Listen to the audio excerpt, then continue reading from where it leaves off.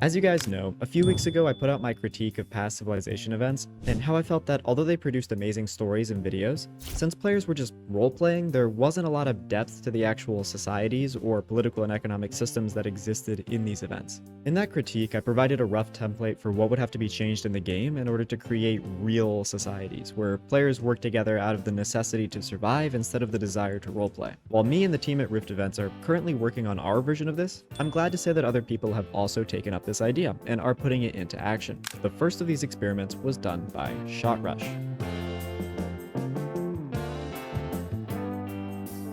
First, let's get some general information about the event out of the way, and then we can dive into the good stuff. So, after running a test trial for balance and optimization, ShotRush and his team ran Trial 1 on August 10th.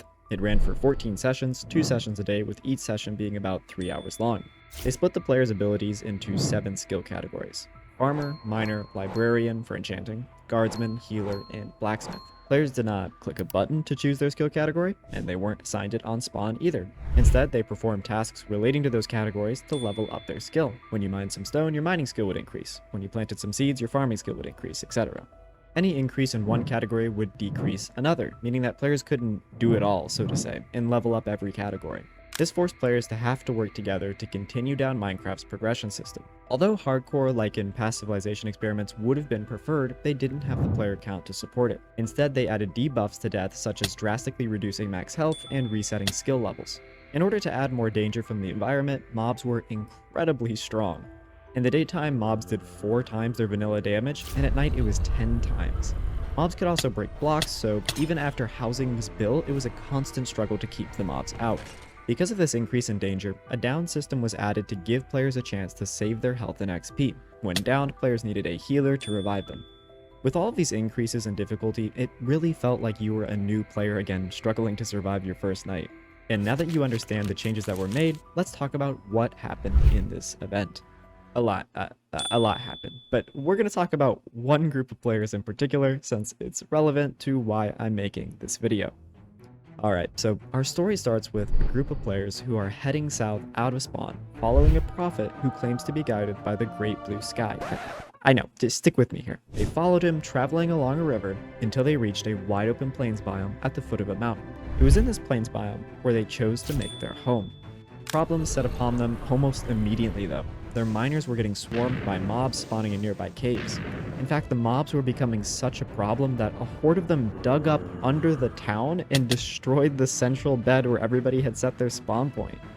In the massacre that followed, almost all of the players were slain and sent back to world spawn. The players' spirits, however, were not broken, and some of the original members returned to retake their homeland from the hostile mobs, only to find a skeleton horse. When the players approached, lightning struck and 4 skeleton horsemen appeared with bows drawn. After the ensuing battle, only one skeleton horse, liberated from its rider, remained. The players decided to christen their reclaimed home Dead Horse, after the lone skeleton horse left over from the battle. Now, one thing that I didn't really expect that this event made me realize was that making civilizations is hard, actually. In the traditional Civilization events, it's kind of taken for granted that players will form nations and towns. It's usually the first 10 minutes of a Civilization video where the formation process takes place, and the narrator introduces all of the different groups spread across the map. It turns out when there's no common consensus between all the players that they're there to roleplay civilizations, and they're actually allowed to kill people at random, getting more than 30 people to work together for any length of time is incredibly difficult. Now, I don't mean to say this from an event host perspective, but rather from the perspective of the players themselves. Remember, these players aren't trying to pursue their goals of epic civilizations. I mean, there's no doubt most of them have those more abstract goals. That's probably why they joined ShotRush's event in the first place, but their first goal, the goal they struggled with the most, was just trying to survive. These players may have formed towns and worked together with other players with the goal of making a cool society in mind, but first and foremost, these actions served a practical purpose. Working together with other people meant you survived much more often. Being outside of a walled and lit up area at night meant almost certain death. Remember, the mobs do 10 times the damage at night. The players were working together to survive. The towns and societies which formed from that were incidental to that primary goal. So when I say it's hard to get more than 30 people to work together, I mean that from the perspective of one of those 30 players, because the coordination of those players is a matter of survival.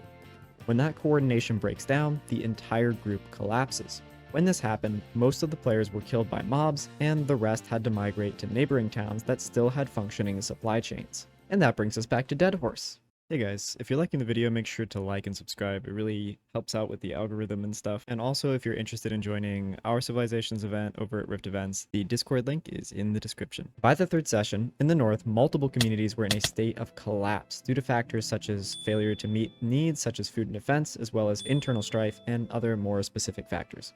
Many of these players moved south to join Dead Horse, trying to find somewhere with plenty of food that was safe from mobs.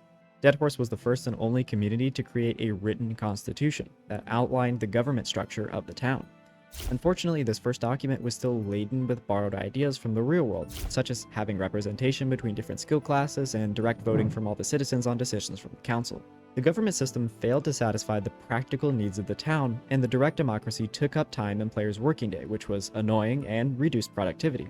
In fact, those societies that collapsed in the north collapsed primarily due to trying to impose real-life ideologies onto Minecraft without taking into account the specific needs and problems faced due to the different environment of the game. Me and a couple people in my Discord actually predicted that this would be the case, where players would try to construct systems that they were familiar with from the real world, only to realize that they are wholly insufficient for Minecraft. I think this realization is what separates this new style of civilization events from the more traditional roleplay focused ones. Your society actually matters. It's not just aesthetics. If your system can't meet the needs of the people, your system will collapse. In the more roleplay focused events, this is completely unheard of, since people's needs are so incredibly easy to attain that they don't even really need to be working together to acquire them in the first place. When was the last time you heard of a society collapsing in a Minecraft civilization event because the supply chains that provided people with food became unorganized due to an inefficient management structure? This is what I meant in my critique when I said I feel like the societies are lacking depth. In past events, people are just pretending to be in a society. In this new version of those classic events, people are in a society to survive. Which brings us back to ShotRush's event. Around the 7th session was when Dead Horse began its slow decline.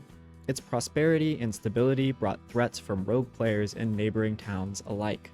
They suffered multiple griefing attacks, including lava casts, the assassination of the skeleton horse, and an attempted raid by members of a neighboring town. While this was happening, participation in governance was also declining. Council members stopped logging on, and votes had fewer and fewer citizens involved. By the end of Trial 1, Dead Horse's government existed only in the Constitution, and in the hearts of a few players still acting out protocol. Although this community of players were the most stable and prosperous, that's not the reason I wanted to talk about them today. The reason I told you their story is because I wanted to explain the environment which created these two documents. The reason that Dead Horse is special isn't because of their wealth or their constitution. It's because shortly after Trial 1 ended, the people of Dead Horse got to thinking.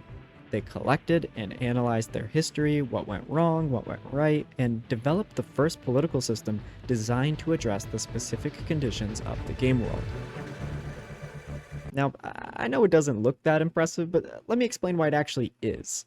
The players of Dead Horse had a couple problems they needed to solve. How do you grow a city past 30 players? How do you maintain stability with such a large population? How do you keep players from getting bored and erupting into violence? How do you set up and maintain efficient supply chains? The system to solve these problems was authored by player Zaya and built off of earlier papers by Alas Barricadas, player 802, Treeman 8396, and Rockbase 64410. Jesus, really? It attempts to solve these issues through a centralization of resources in a stronghold named the Citadel, with a top leader who has a clear goal of managing the in and outflow of resources to the Citadel in order to coordinate projects and maintain food stocks. The goal is to stop building systems of governance around controlling players, and instead build the system around controlling resources. Now, I can't help but notice the similarities between this system and the real-world system of palace economies which existed in ancient Egypt and Mesopotamia as a way to coordinate the production of society. More importantly for me is that these palace economies commonly led to the formation of class societies. Since the authorities and managers of the palace were able to take a cut of the production of society through their control of the distribution of resources, they began developing into a class with their own interests separate from the rest of society, of maintaining this privileged position. I can't help but speculate if something vaguely similar could happen with the implementation of Zaya's system, but of course Minecraft and the real world are two very different environments, so we can't draw too many parallels between the development of societies in those two different worlds. I'm sad to say the system hasn't been tried out yet. ShotRush is currently looking for more people willing to join the experiment since low player accounts were an ongoing issue in Trial 1. He's currently looking for around 200 players for Trial 2 if you'd like to join the event Discord with the link in the description. I'm also going to post a couple channels in a pinned comment that covered what happened during Trial 1 if you'd like to dive a little bit more into the lore, since we only really covered one group of players in this video, and there were many more groups spread across the map. I can't wait to see how the political theories from this server are going to evolve and change over time as players meet with new challenges and problems in the future. Take care and see you in the next video.